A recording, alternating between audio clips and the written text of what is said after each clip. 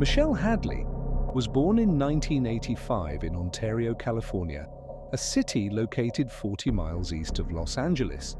Her parents, who owned a small manufacturing business in town, never had a ton of money, but they always had enough to make ends meet. Growing up, Michelle's parents taught her and her younger sister to always put their all into whatever it was they were involved in, whether it was academics, athletics, or relationships. They also taught their daughters to always take their Christianity very seriously. By the time Michelle was in high school, she had made her parents very proud, becoming one of the top students in her class and also becoming a very talented cross-country runner. But despite these early successes, Michelle never bragged about them, not because she was trying to stay humble necessarily, but because that was just her personality. She was a very private person who did not seek the spotlight. After high school, Michelle attended Dickinson College in Pennsylvania on a scholarship, and then after graduation, when Michelle was just 22 years old, she married her high school sweetheart. However, that relationship would not last when they divorced. Just 4 years later, Michelle was upset about it, but she was confident that she was going to be okay. She was still very young, she had the full support of her family, and she had a good job that allowed her to be self-sufficient. All she needed to do was to be patient and wait for the right partner to come along. And in 2013, roughly a year after her divorce, it seemed like the right partner had, in August of that year, Michelle connected with a US Marshal named Ian Diaz on a dating website. The US Marshal Service is the federal government's primary agency for fugitive investigations. Shortly after Michelle and Ian connected online, they met in person for the first time over a cup of coffee. At 35, Ian was 9 years older than Michelle. He was tall and fit. Michelle was slender, with dark hair and deep brown eyes. They both had great smiles, and right away, they hit it off. That first cup of coffee was quickly followed by text messages, phone calls, and arrangements to meet again on just their second date. Ian blurted out, "I love you" to Michelle. This definitely caught Michelle by surprise, but she was thrilled. As a child, she sometimes fantasized about being a princess and having her Prince Charming come along and whisk her away. And suddenly it seemed like that actually was happening. Over the next several months, the pair would continue to see each other on a near daily basis. And then, in the spring of 2014, they moved in together. And then in December of 2014, Ian took Michelle on a trip to New York City, where he asked for her hand in marriage, and she would say yes. Michelle was on cloud nine. Ian really was her Prince Charming. Once they were engaged, Michelle threw herself into planning their perfect future together. As Mr. and Mrs. Diaz, however, cracks began to appear in their relationship. Michelle would later say that Ian had pressured her to take a $20,000 pay cut to leave her job that she loved and take a marketing position at a place he loved, and had once worked himself Disney Resort in Anaheim, California. She also said that Ian began asking her to wear more revealing, sexier clothes, and he wanted her to get acrylic nails and get her belly button pierced. It wasn't Michelle's style, but since she didn't want to disappoint her future husband, she would from time to time put on the crop tops and short skirts just to make him happy. But despite doing that, Ian never really did seem happy, and eventually he would open up to her about some of his deeper sexual fantasies. He told Michelle that what he really wanted to see was her having sex with other men. At first, Michelle was stunned and said no, absolutely not. But despite her refusal, Ian brought the subject up again and again, each time with a little more insistence. And then, finally, Michelle agreed on Valentine's Day 2015, with enough cold medicine and alcohol in her system to lower her inhibitions. Michelle had sex with a stranger that she believed Ian had recruited on Craigslist. What Michelle didn't know was that Ian had filmed the entire sexual encounter, and then afterward he wanted to watch it with her. Michelle was horrified. She begged Ian to destroy this video, but Ian refused, and said no one force you to do it. But despite these huge issues in their relationship, they did not cause the couple to end their engagement. In fact, these issues only seemed to bring the couple closer together, if for the wrong reasons, as Ian became more and more controlling of Michelle, became more and more emotionally dependent on Ian. And so with that in mind, in June of 2015, 8 months before their wedding date, Ian and Michelle took out a mortgage together, and they moved M into a brand new 2-story condo in downtown Anaheim, California. It was Michelle who came up with the entire $14,400 down payment, but she didn't care. She and Ian were both so excited about a change of scenery to hopefully get their relationship back on track. Just weeks after moving in, all of the excitement of the new place was gone, and in its place were all of their old unresolved issues. Soon minor disagreements became major arguments, and major arguments turned into vicious accusations of infidelity and betrayal. Finally, the fights turned physical. When Michelle threatened to leave, he held her down on the bed while she tried to kick and claw her way. Free families on both sides of the warring couple had the same advice: you are not good for each other. You need to end it. So at the end of August, just 2 months after Ian and Michelle had purchased the condo together, Ian took back the engagement ring he had given Michelle, and Michelle packed up Provoke's swag and Jetta and drove off to stay with their parents. But as much as Michelle and Ian now wanted out of their relationship, as long as they owned that condo together, they could not entirely sever ties. Michelle wanted Ian to sell the condo so she could get reimbursed for the down payment she had made, but Ian liked the condo and had no intention of moving out. This put them at a sort of standstill and kind of forced them to continue interacting despite being broken up. And surprisingly, through their somewhat regular exchanges over this property, they learned how to be cordial. Again, Ian would text Michelle first about the property, and then he would follow up and ask how she was doing, and Michelle would do the same thing to Ian, even though this did not get them anywhere closer to solving their condo issue. It seemed like they were at least at a point where they could treat each other with respect. However, this would not last on September 10th. So 1 month after Michelle had moved out, and when the condo issue was still completely unresolved, Ian received a very strange and upsetting message from Michelle. In between friendly, cordial text messages, Michelle sent him a long, bizarre, rumbly email that could only be described as biblical. In her condemnation of the man she once wanted to marry, she wrote, "Your sins are many, including defiling me and my family with your wicked and evil sexual acts, your financial coercion and irresponsibility, your gluttony, your greed, your lust, your sloth, your wrath, your envy, and most of all, your pride." She finished it with, "You may try to hide behind the law of man, but it is a weak shield that will bend and crack against the sword of God. I will bring the full force of the law and the word of God against you to judge you." Ian knew that Michelle and her family were religious, and he knew from their relationship that Michelle was prone to emotional outbursts, but even by her standards, this email revealed a vengefulness that he had not seen before. Ian was so shaken up by it that the very next day, on September 11th, Ian filed a restraining order against Michelle after reading the email and speaking with Ian. The judge did not grant the restraining order against Michelle. However, Ian's request had now brought Michelle to the notice of the Anaheim police. Shocked that she had even been the subject for a restraining order, Michelle immediately hired an attorney to handle all interactions with Ian, and Ian would hire an attorney as well. And by November of 2015, the lawyers were finally able to work out a compromise with the condo that would allow Michelle and Ian to finally move on from each other. The deal stated that Michelle would not get back her $14,400 down payment.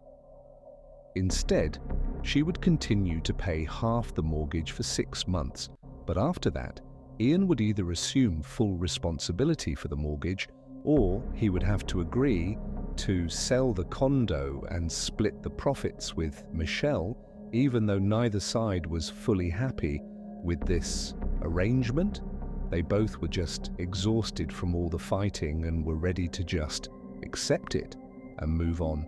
And so they both signed the agreement, and then the 6-month timer began. Ian stayed in the condo, and Michelle, who was living with her parents, decided to get her own small apartment and go back to school to get her master's in business. In January 2016, just a month or so after the condo settlement was finalized, Ian Diaz met another young woman through a dating site. Her name was Angela Connell. She was roughly the same age as Michelle, and she was looking for a serious relationship. When she and Ian finally met in person, they both liked what they saw during their first date. Ian was honest with Angela and told her that he had just recently gotten out of an engagement that had ended very badly, but he was still certain he wanted to get married and raise a family, which was very reassuring to Angela. Only 1 month later, Ian and Angela would get married, and Angela would move into Ian's condo, the same condo he had bought with Michelle in May, just 4 months after meeting Ian and 2 months away from the deadline for Ian to assume paying the full mortgage on the condo or sell the property. Angela surprised her husband with a sonogram and announced that she was pregnant. With twins, the couple was beyond excited. They sent copies of the sonogram of the twins to family and friends, and Angela wasted no time prepping their home for the twins' arrival. Everything had moved quickly, but the couple was very excited at the prospect of starting a family together later that month. On May 22nd, Angela was at the condo alone when she hopped on her computer to check her email. Once her inbox loaded, she noticed there was an email from a man named Jason Ray. She didn't recognize the name, but at first glance, it looked like a real email from a real person, not some spam message, so she clicked on it to see what it was, and the words she read sent a chill through her body. The email was definitely not spammed. It was a personal message intended for Angela, and whoever this Jason person was clearly knew personal details about her and her husband. The email, which was littered with biblical references, explained to Angela that Ian had been unfaithful to her and that he didn't love her and he never would. Jason also told her that Ian was going to harm her if she didn't leave him immediately, and the email closed by telling Angela that she and her husband had sinned against God. Angela stared at her computer screen for quite a while, wondering what she should do eventually. After reading it a few more times, she decided it had to be some sort of sick joke and that the best thing to do was just to ignore it, so she deleted the email, shut her computer, and she walked away the next morning. Angela logged back onto her computer, and when she opened her email, there was a new email from Jason Ray sitting at the top of her inbox. Angela thought about not even opening it and just deleting it, but her curiosity got the better of her, and she clicked it open. Once again, the message was aimed at trying to convince Angela to leave Ian. It was full of biblical references, and at certain points it didn't even make any sense. But there was a new twist to this email. Versus the one she had received the day before. In this email, the sender, Jason, clearly references Michelle, Ian's ex. Jason would write that Angela was Ian's Eve and Michelle was Ian's Lilith. According to a particular interpretation of Jewish folklore, Lilith was the first wife of Adam from the famous Adam and Eve story, but Lilith was banished from the Garden of Eden for disobeying Adam, at which point God made Eve out of Adam's rib, and then Eve became Adam's wife, while somewhat confusing. The message Jason was sending Angela was fairly clear. Angela was not meant to be Ian's wife. Ian's true wife was Michelle. Angela didn't know anything about Ian's ex, Michelle. All she really knew was her name and that she existed, but despite the lack of insight into who Michelle was, Angela couldn't help but think this email sounds an awful lot like something a deeply scorned lover would send. And so that night, when Ian got home, Angela showed him the latest email from Jason Ray and told him, "I think this is your ex, Michelle." At first, Ian was confused. He and Michelle had settled their issues. They had moved on. So why would she write this? But after reading the email a few more times and seeing all the over-the-top biblical language that Michelle had previously used in emails to him, he became convinced as well that this probably was Michelle. However, he told Angela that Michelle was very mercurial and that she must have just gotten worked up about something. And she's overreacted, that's why she sent these emails, and she's likely to calm back down and they will never hear from her again. However, he told Angela, if the emails do continue, please let him know, and he would go to the police. For the next several days, Angela checked her email, but no strange emails came through. But roughly a week after that first Jason Ray email arrived, Angela received another email from Jason Ray, and this time the subject line simply said, "Die." The body of the message read, "I hope you are scared of death. Tomorrow be prepared. Don't sleep. Be watchful of the daughters of God. We will steal your child, and we will watch as it dies." Within minutes of receiving this email, Angela received a barrage of others from Jason Ray, as well as from other account names she didn't recognize, like Lilith Truth. And all of these messages included the threat that Angela was going to be harmed in the coming days, and there was nothing she could do to stop it. Angela was horrified and was starting to wonder if this really was something Michelle could be doing. It just felt so evil. Then she noticed at the bottom of one of the emails she had just received that it literally said, from Michelle. It looked like the signature had been automatically entered into the email template, and then Michelle must have just forgotten to delete it before sending, or as Angela and Ian stared at it and discussed what it could mean, they thought, well, maybe she left it in on purpose, maybe she wants us to know this is from her. Either way, at that point, Ian and Angela felt fairly certain that Michelle was really behind this, and so they printed out all of the nasty emails Angela had received to date, and they took that along with the email Michelle had sent Ian the year before that was very biblical in nature. And they took all of that to the courthouse, and Ian would file another restraining order against Michelle. A few days later, on June 6th, 2 police officers went to Michelle's residence and literally handed her the order to appear in court for this restraining order. The date was set for June 17th, but that night, and over the course of the next several days leading up to this court appearance, Angela continued to receive dozens of emails from Jason Ray and Lilith Truth and other anonymous accounts, threatening to make her pay for having filed this restraining order, even though Ian told Angela that there was just no way Michelle was actually going to hurt her. Angela couldn't help but feel terrified and was afraid to leave the house. Finally, June 17th arrived, and Angela and Ian arrived at the court alongside a huge group of friends and family members who were there to support them. When Michelle walked in with her lawyer, she was met with boos and hisses from all of these supporters. And then, once court was called to session, Angela and Ian outlined what had been happening over the last couple of weeks, and they showed the judge the stack of all these emails. The judge reviewed the documents and then turned to Michelle and asked her what she had to say for herself. And she would say, "I didn't send those emails, I don't know what's going on, I didn't do this." But the judge wasn't buying it, especially given the fact that Ian had previously filed for a restraining order against Michelle for threatening emails. And so this time the judge did grant the restraining order, prohibiting Michelle from having any further contact with Ian or Angela, and Ian were thrilled. And when they walked out of the courtroom, they felt confident that this nightmare was finally behind them. But within hours of getting home, Angela started receiving more emails, and immediately they contacted the Anaheim police to report that Michelle was already violating her restraining order.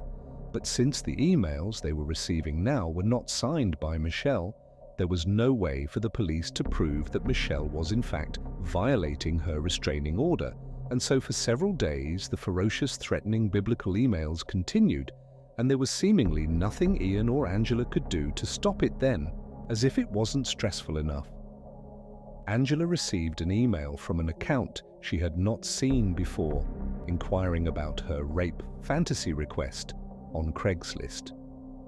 Angela did not understand what this person was talking about, but eventually, when she went online and investigated, she discovered there was an entire marketplace of people posting ads on Craigslist seeking partners to take part in a rape fantasy, and someone had clearly been pretending to be Angela and was going into these places on Craigslist and responding to all of these ads saying that she, Angela, was interested, and then she would leave them her address and what she looked like and what her daily habits were like. And according to some of these men that were reaching out now to Angela, apparently, whoever was doing this was indicating that Angela didn't just want to be a part of some basic rape fantasy, she wanted to be attacked out in public, and she was encouraging these men to follow her and stalk her and then attack her and rape her. And even if she tried to say, "Stop, don't," Angela knew Michelle had to be behind this, but again, there was just no evidence tying these rape fantasy responses to Michelle because she wasn't signing her name to them. And so despite how absolutely horrifying it was to learn this was going on, there was nothing the police could do to stop it for Angela. This was a nightmare. The stress and the fear of this situation was just so much that she basically just hid in her condo all day long. But on June 24th, so 1 week after the court appearance and just a couple of days after first learning about this rape fantasy ad, Angela had to leave the condo to go out and run a few errands. And so she gathered up her things and she called Ian, who was at work, to let him know that she was heading out in case anything happened to her. And then she left her condo, she went downstairs to the large parking garage underneath their development where residents could park their cars. She hopped in her car and she drove up the ramp out onto the street and then went about her day running her different errands. And it was totally uneventful. At some point when she was done, she made her way back to the condo complex. She went down the ramp into the underground parking garage. She found her way back to her assigned parking spot. She parked, she got out of her vehicle. She shut the door, and she began walking from her car to the door on the far side of the garage that would lead to the stairwell back up to her actual condo. But when she got maybe 30 feet away from this door, she heard movement coming from behind her. She turned around and she saw there was this man who she didn't recognize, who was walking very quickly toward her. And because she was already completely on edge, given all these threats she's been receiving, threats of bodily harm, threats of rape, she immediately screamed and started running towards this door that would take her to the stairwell. But before she could open the door and get inside, this man had lunged and grabbed her around the neck, and he was trying to pull her to the ground, and he was trying to pull her clothes off, and Angela began punching and kicking and screaming and biting, doing anything she could, and eventually she was able to fight this person off of her, and he quickly turned and ran away. And then Angela quickly picked up her stuff. She ran into the door, ran upstairs, got into her condo, and as soon as her door had shut and locked behind her, she picked up her phone and she dialed 911, and she was so hysterical that when she talked to the dispatcher, they couldn't understand what was happening. But eventually, she was able to tell them what had happened and to please come out here and help her. And then a little while later, when the police showed up, they found Angela still totally hysterical. In her condo, her shirt had been ripped in half, and she had red spots all around her neck from where this guy had grabbed her. But overall, she was okay. The police would search the building, but there was no sign of her attacker. However, Angela would tell police that she was fairly confident she understood what had just happened, She explained what was going on with her and her husband's ex, Michelle, and how, despite this restraining order against her, she was clearly signing Angela up for these rape fantasies on Craigslist. And so most likely, this man who had attacked Angela down in the garage was only there because of this rape fantasy ad. The police took down her statement, and then that night they would go to Michelle's residence and they would show her a search warrant that authorized them to search all of her devices, her phone, her laptop, all of them. And when Michelle turned them over and gave up all of her password, the police were able to find enough evidence that she was behind the harassment of Angela and Ian that they arrested her on the spot. Angela and Ian were relieved when they heard the news. And that night, while Michelle was in jail, the threatening emails completely stopped. However, the following day, Michelle posted bail, and within hours of her being free again, Jason Ray and Lilith. Truth began bombarding Angela's inbox again. Angela was so distraught, she went to the doctor for a check, worried that her stress would negatively affect her pregnancy, and to her horror, the doctor would tell her that she had actually lost the twins she had miscarried. And if that wasn't horrible enough, the doctor also discovered that her cervical cancer, which had been in remission, was now back, while Angela and Ian grieved the loss of their unborn children and wondered what they would do about Angela's cancer.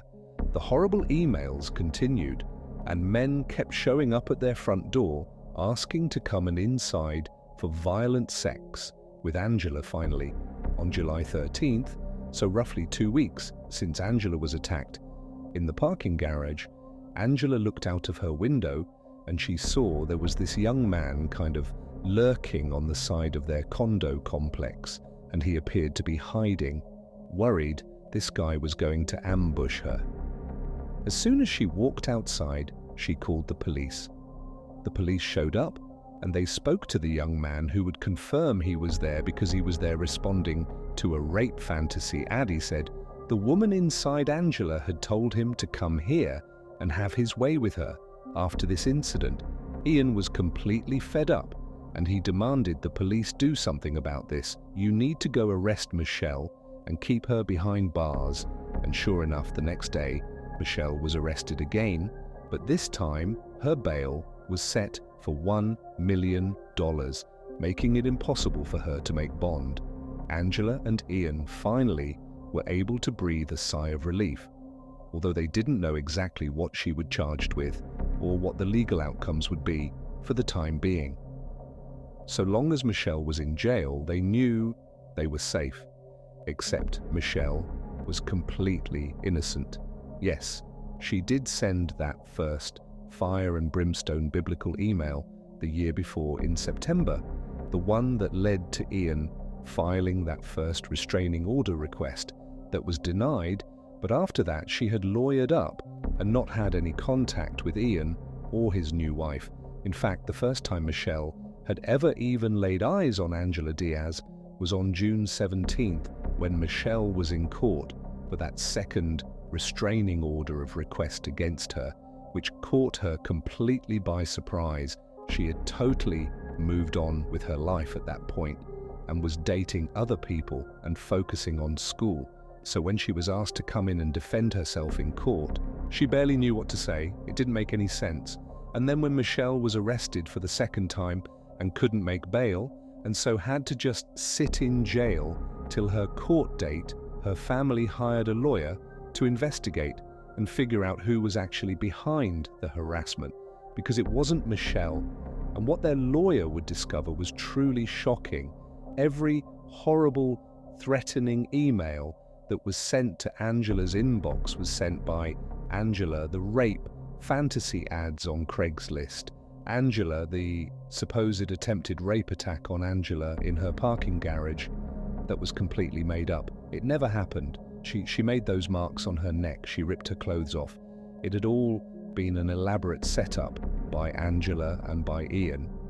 They had been in on this together at the time they launched this frame job of Michelle, They were only a few weeks away from that 6-month deadline that Ian had to either sell the condo and split the profits with Michelle, or take over the whole mortgage.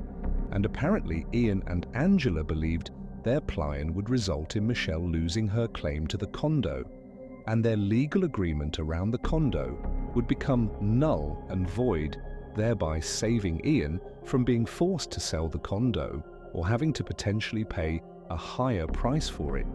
The pair were so convinced this plan was going to work that Angela even lied about being pregnant.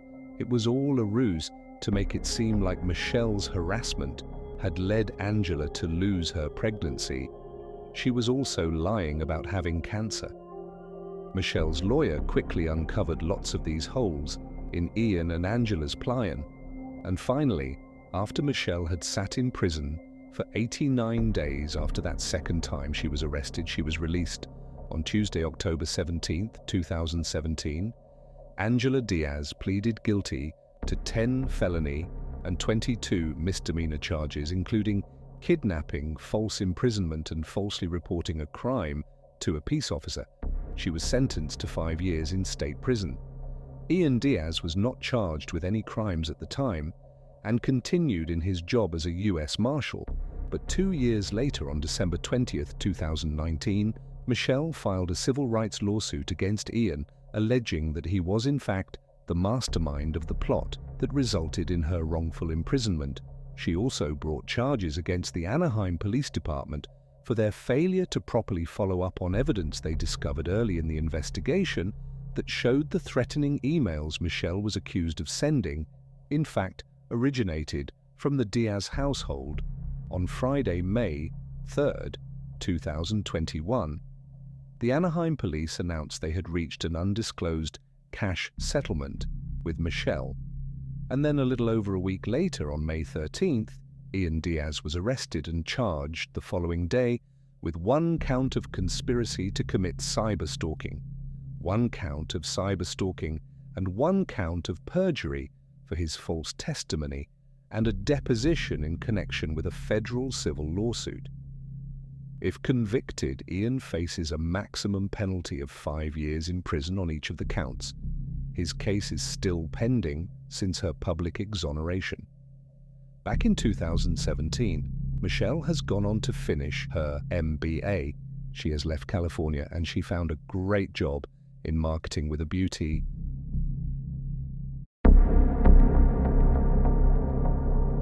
On midnight, August 22, 2005, 38-year-old Rick knocked on the front door of an apartment in the tiny Midwestern farm town of Claremont, Illinois. As Rick waited for the door to open, he could barely stand still because he was so excited about what was going to be doing that night. Finally, the door swung open and Rick saw right in front of him this very skinny and gaunt-looking woman with dark hair and dark eyes staring back at him. Her name was Irenia Kotner, and she was 34 years old, and by day she worked at Walmart, but at night she became the real version of herself. She was a witch who actually led a group of witches known as a coven that Rick was a part of without saying anything. Irenia motioned for Rick to follow her into her apartment, and then Irenia turned and began walking away. And Rick, before stepping over the threshold, he paused for a moment and just turned to the guy he had brought with him, a tall, muscular man named David Lindner. And Rick, he just kind of nodded at David, and David nodded back. And then the two of them walked inside as Rick and David followed Irenia into her apartment.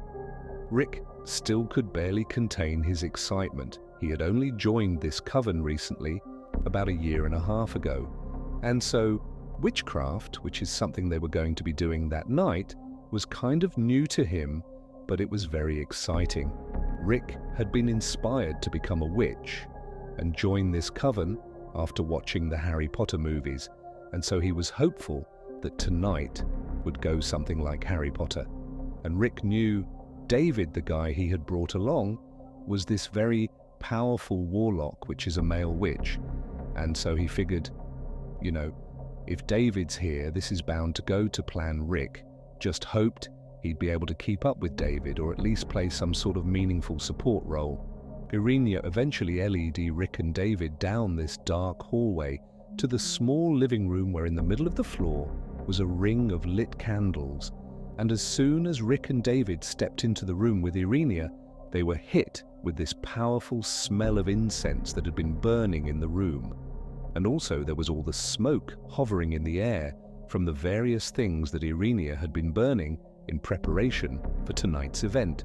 Rick, David, and Irenia walked quietly into the middle of this circle of candles, and they sat down, cross-legged in a circle facing each other, and then they got ready to begin life. In the town of Claremont was normally very quiet and peaceful. I mean, this is a town that literally has more cornfields than people, and Claremont was over 100 miles away from the nearest city. But beneath the calm exterior, Claremont had a dark side. Amongst the 200 or so residents of Claremont were several very dark witches. Not this coven, not Irenia, Rick, and David. They were the good guys, the dark witches. They were kind of out and about in this town and doing bad things like practicing evil magic and evil witchcraft. And so this coven led by Irenia was actually in place to try to combat these evil witches in their midst. And tonight, Rick, David, and Irenia were going to attempt to perform their most ambitious and important magic, yet the coven was going to attempt to break a powerful hex, which is kind of like a curse. And this hex was cast by a person who might very well be the worst of all the dark witches in Claremont, a 16-year-old girl named Lindsay Cosigner. As Rick sat cross-legged in the middle of the circle, he found himself staring at the two slightly bigger candles that sat in the dead center of the circle, that were basically right between Rick, David, and Irenia. And David, as he stared at these two candles, he saw etched in each of the candles' bodies were words. On one candle it said Lindsay, and on the other candle it was etched baby, because it would turn out this very evil, dark witch, Lindsay, was pregnant. And so instead of having to combat one dark soul, the coven would have to combat two, because Lindsay and her baby were kind of intertwined now before this night.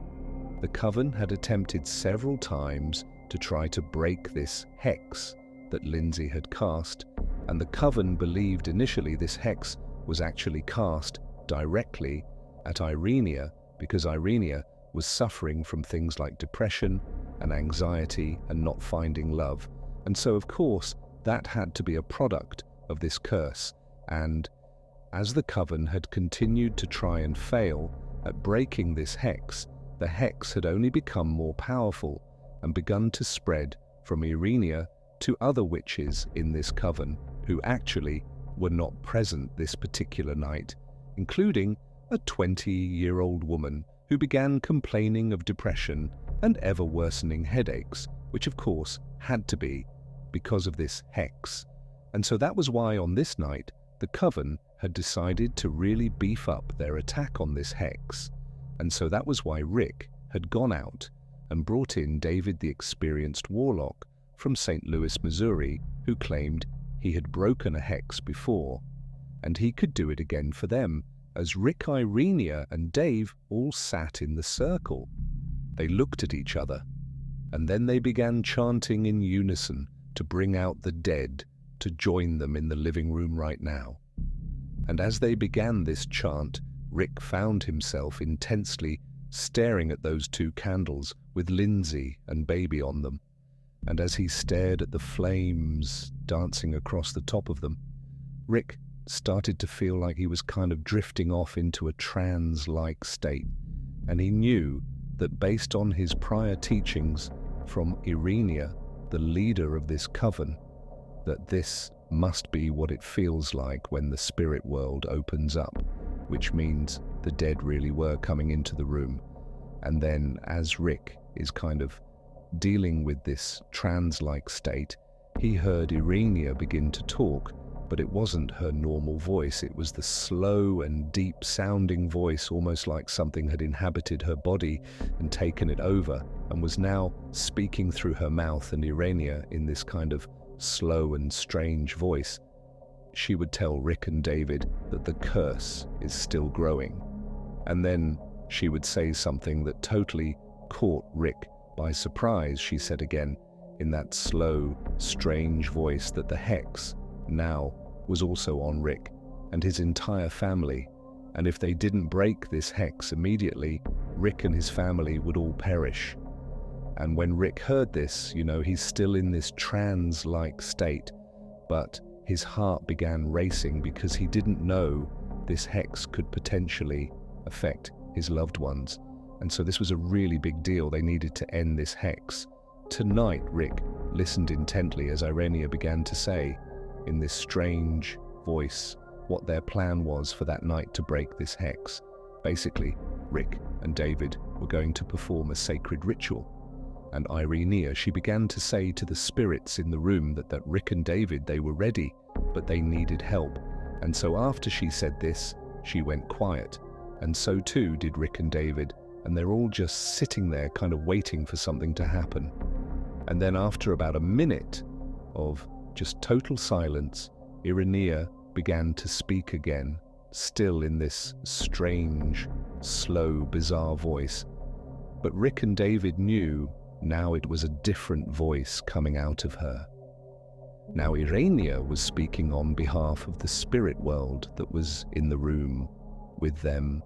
And Ina, she would say in this voice, I grant you 5 demons to help you on your quest to break this hex. And then after saying this, Irenia, she opened her eyes and she looked kind of confused for a moment. And then she kind of got her bearings and she looked at David and Rick, and she told them now in her normal voice that they had to perform this sacred ritual before the 2 candles in the middle with Lindsay and Baby edged on them burned out. And so basically, Rick and David, they needed to get this done tonight. Then Irenia handed David a sacred tool that would be used that night in this sacred ritual that David and Rick were going to complete. And then Rick and David, they would stand up to leave, and before they left, Irenia would give them the typical witch send-off, which was blessed be. And then Rick and David, they nodded their heads, they turned and walked out of the apartment. And as soon as they were out into the night, Rick could have sworn he saw dark shadows moving around all over the place, and he knew right then and there that he and David would be safe that night, because clearly the shadows moving around had to be those 5 demons that Irenia had called forth from the spirit world to protect them this night. And so, feeling very safe and empowered, Rick and David went straight into Rick's car. Rick turned it on and pulled away from the curb and began heading towards their destination. A few miles away at the house where the 16-year-old evil witch Lindsay co-signer lived, a 20-year-old army private named Joshua Bennett was sitting at the kitchen table in Lindsay's house eating chicken wings and just kind of enjoying his night. Josh didn't know Lindsay very well, but he wasn't at her house to see Lindsay. He was at her house to see his own mother and Josh. And his mother had a lot of catching up to do. She had abandoned him and his father when he was young. And so Josh's dad had raised him. And then when Josh was old enough, he had joined the military, and now he was about to deploy to the Middle East to go to war. But unexpectedly, Josh's father had died, and so Josh had come back to Illinois for the funeral. And it was at the funeral where he saw his mother. She was in attendance as well. And, even though he was upset with his mother for abandoning him, he felt like, I want to reconnect with her. And so he'd gone over and he'd given her a hug, and his mother had been so touched that she had asked Josh to come by her house in Claremont, Illinois, where she lived with her boyfriend, because she really wanted some alone time to actually hear about Josh's life and kind of, get back together again.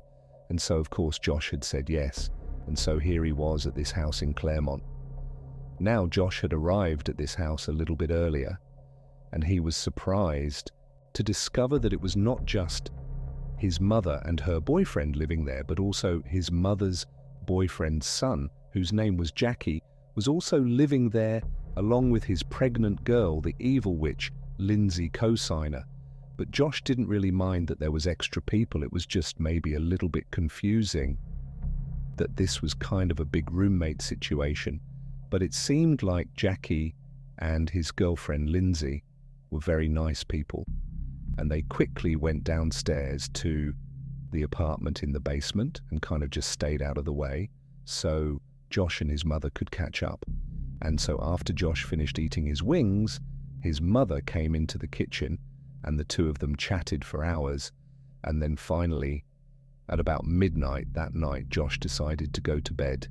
So he said goodnight to his mum. He retreated to the bedroom and he laid in bed, but he couldn't really sleep right away because he had a lot going on in his life. I mean, he had just lost his dad a couple of weeks ago, and then at the same time, he had reconnected with his estranged mother, and he's about to deploy to Iraq, to a war zone.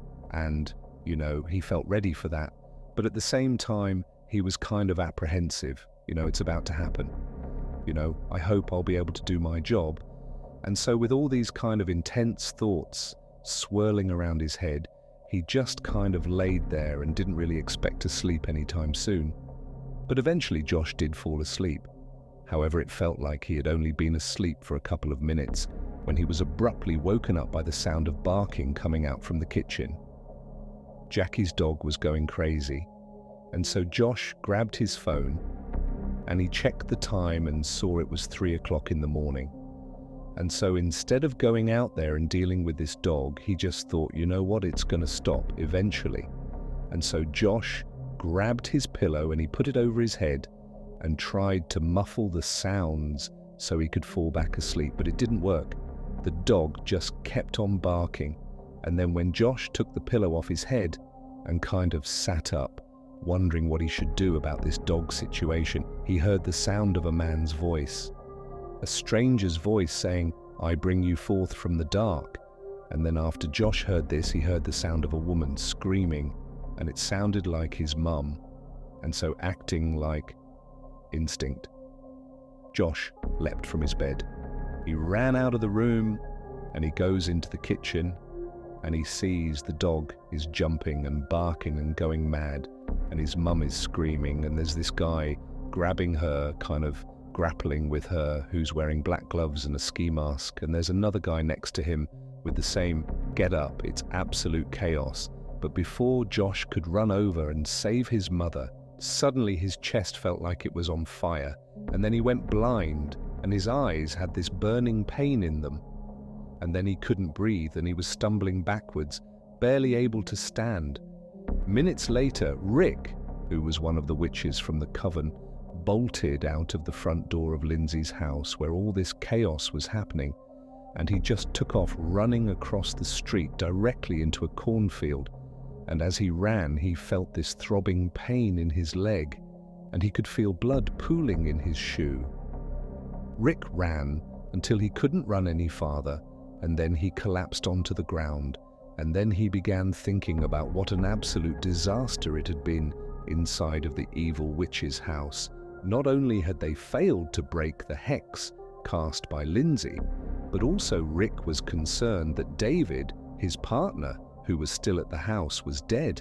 And Rick, he began looking around wildly, hoping all those demons that were sent to help them from the spirit world, he was hoping they'd be nearby and they'd know what to do. But Rick looked around and there was no one. So Rick thought for a second, oh my gosh, Lindsay's hex must be stronger than any of us realize.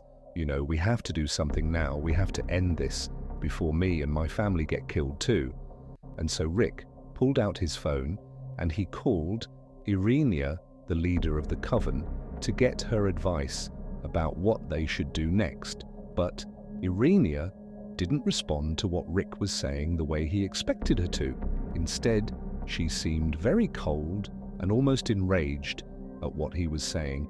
And then before Rick could kind of figure out what was going on with Irenia, he heard off in the distance the sound of sirens making their way to the evil witch's house. Over the next few days, police detectives would speak to everyone inside of Ira's cabin, as well as everyone who knew both Irenia and Lindsay. And slowly but surely the police would put together what actually happened inside of Lindsay the evil witch's house in the early morning hours of August 23rd, 2005. At about 3 a.m. on August 23rd, 2005, Rick and David pulled up onto Lindsay Street and they parked their car a little ways away from Lindsay's house.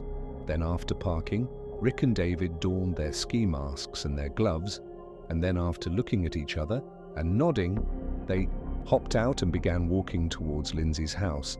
Their plan was to sneak in through one of Lindsay's windows and confront Lindsay the evil witch directly and break the hex by performing a sacred ritual. And then after this ritual was over, they had a second ritual they would need to perform that would send Lindsay's evil soul through the gates of hell. And to do that, they needed the help of the 5 demons that had been sent along by Irenia from the spirit world. Now Rick and David felt like this was a great plan. However, as soon as they got to Lindsay's house, and David actually began trying to climb into one of the windows, everything fell apart. First, the dog began to bark inside of Lindsay's house, and that alerted Josh's mother, who came into the kitchen and sees the dog and sees David falling through the window. And Rick, who didn't really know what was happening inside the house, he just climbed through the window after David, and when he stood up in the kitchen, he realized it was too late. They were totally caught. And so Rick, not really knowing what to do, he's seeing all this yelling and chaos happening. He looks over at David and he sees David grab something from his belt and he pulls it out, and it was the tool that Irenia had given them when they left her apartment to go carry out this sacred ritual. This tool was part of that sacred ritual, and it was a long, sharp knife. And what they were going to do is stab the evil witch, Lindsay, co-signer, to death. With it, that was how they were going to break the hex. And then after they killed Lindsay, they were going to perform this weird ritual with her clothing that would send her soul through the gates of hell. Now Rick did understand that this was the plan. They were going to murder Lindsay, but perhaps he didn't really know how serious David was about carrying it out, or the fact that David was not really a warlock as much as he was a violent criminal who had bragged to Irenia about previously murdering someone who had cast a separate hex. And so by killing this person, that was how David had broken the hex previously. Also, Rick may not have known that David had been instructed by Irenia to not let anything stand in their way to break this hex, to carry out this sacred ritual on Lindsay. And so Rick just watched as David raised the knife and began stabbing Josh's mother over and over again in the chest while screaming, "I bring you forth from the dark." And it was at this point that Josh, the army private who heard all this happening, came charging out in his underwear into the kitchen, and Rick watched as David went from stabbing Josh's mother to turning and immediately stabbing Josh directly in the chest. And Rick, at this point, he just jumped right in on it and pulled out his pepper spray and sprayed Josh in the eyes, and so that was why Josh felt the burning sensation and then went blind and couldn't breathe and fell to the ground. And so now it is absolutely chaos inside of this kitchen, and the actual target of David and Rick's Lindsay, the evil witch, she managed to run out of the house and run to a nearby neighbor's house to get help. Meanwhile, the evil witch's boyfriend, Jackie, he comes upstairs carrying a shotgun, and at this point Josh is on the ground, clearly dying from the stab wound to his chest. His mother as well is struggling on the ground, and David is going totally nuts, saying all these strange things and whipping his knife around, and Rick is just totally panicking and doesn't know what to do. And so when Jackie ran at Rick with this shotgun, Rick pulled out his own knife and attempted to stab Jackie, but somehow missed Jackie and stabbed himself in the leg. And so that was why his leg was throbbing and bleeding because he had stabbed himself.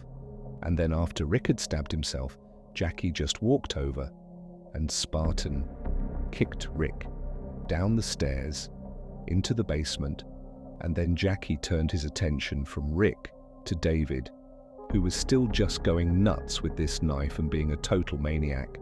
And Jackie just walked over to David, and David, he sees the shotgun coming over to him, and he tries to move the barrel out of the way, but then somehow only manages to point the gun directly at his own stomach, at which point Jackie just fired a slug directly into David's gut. And it was at this moment, as David is crumpling to the ground with his horrible stomach wound, that the neighbor that Lindsay, the even witch, had gone to go get, had come to the house. They went inside and they found a scene of absolute carnage. And before the neighbor could even do anything, Rick, who had stabbed himself in the leg and been kicked down into the basement, had scrambled up the steps and just run right past all the bodies on the ground, past the neighbor who didn't even do anything outside. And Rick just kept on running out into that cornfield. And so at this point, the neighbor didn't even try to figure out what happened. He just called 911, but it was already too late.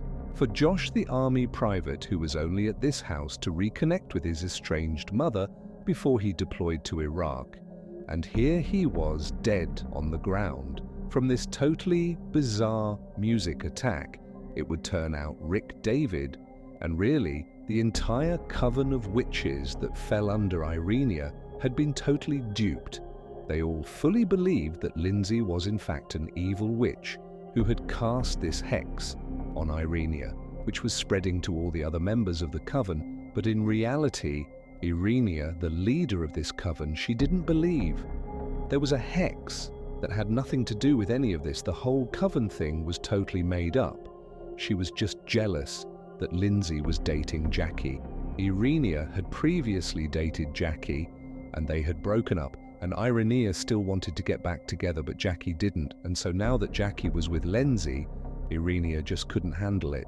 And so naturally Irenia had constructed this whole thing about Lindsay being one of the dark witches in Claremont, Illinois, and she's cast this hex, and now you, my witches, in this coven, you need to go and kill her. But of course, Lindsay did not end up getting killed, and instead it was the totally innocent person, Josh, the army private, who had nothing to do with any of this, who got killed. In addition to Josh dying, David the warlock from St. Louis, he died from the shotgun blast to his stomach. And then Josh's mother, who had been stabbed repeatedly by David, she would actually survive her attack. Irenia would ultimately be found guilty of first-degree murder, and she would be sentenced to 57 years in prison. Rick pleaded guilty to murder as well, and he was sentenced to 20 years, and a third member of the coven, who was not present for the attack, but who, after the fact, helped cover it up, they were sentenced to 32 years in prison.